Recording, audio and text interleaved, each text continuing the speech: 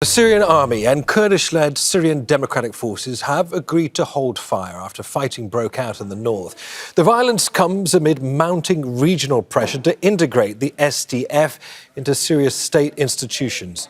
Armed confrontations were reported in various parts of Aleppo, killing at least 2 people and leaving 11 others injured. Al Jazeera's Ayman Oghanna reports from Damascus. Clashes have erupted in the Syrian city of Aleppo between government forces and the Kurdish-led Syrian Democratic Forces, leaving civilians dead and injured, just as pressure mounts to force the group's integration into the Syrian state. Medical sources told Al Jazeera that civilians have been killed, including a mother and her 15-year-old son, and many others were injured after gunfire and shelling across Aleppo. Syria's state news agency says dozens of residents and factory workers fled the area as the violence intensified.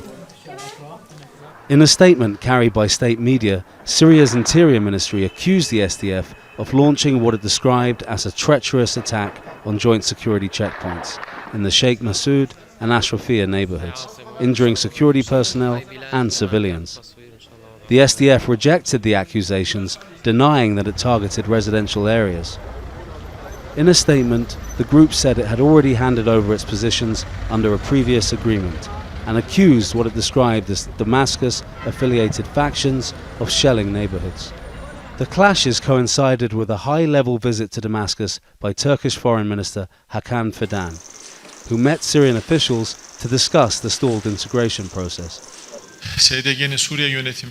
It's important that the SDF integrates into the Syrian government, that it does so through dialogue and compromise in a way that benefits everyone, and that it ceases to be an obstacle to Syria achieving unprecedented stability, integrity and prosperity in its history. Throughout the past period and up to today, we have not seen any initiative or serious will from the Syrian Democratic Forces to implement this agreement. Rather, there has been systematic procrastination. Syrian President Ahmed al-Sharaa, who came to power after the removal of the Assad regime a year ago, signed a March agreement with the SDF to integrate the group into state institutions. But key issues, including command structures and territorial control, remain unresolved. Well, Ayman Oghanna joins us now in Aleppo. Good to see you, Ayman. So an agreement to hold fire in Aleppo is tentatively in place, Ayman. I mean, what more are you learning about that?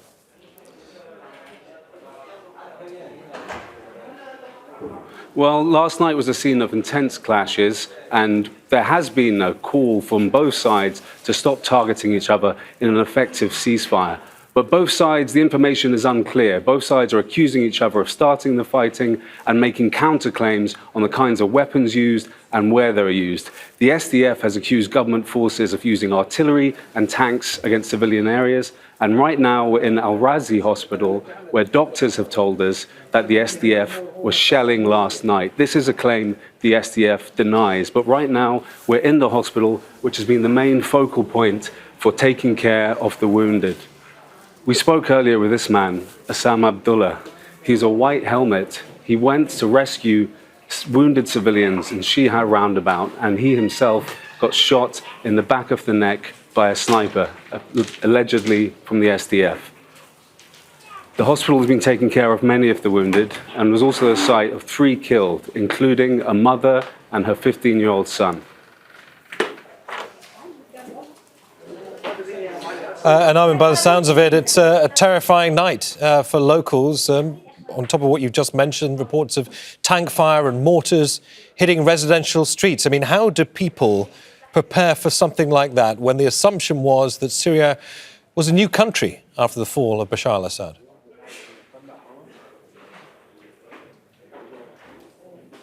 Well, people here are very worried, and the main tension, the main flashpoint is the integration of the SDF into security forces. This could really get out of hand based on what we saw last night. No one knows exactly how long the ceasefire is going to last. And it's not an isolated incident. It's not an isolated firefight.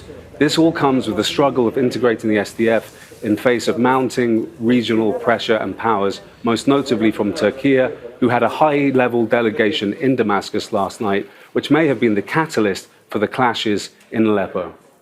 All right, Ayman, many thanks for that update. Ayman Oghanna there in Aleppo. Don't miss out. Get the full picture. Subscribe to Al Jazeera for reliable news, expert insight. Like, share, stay ahead.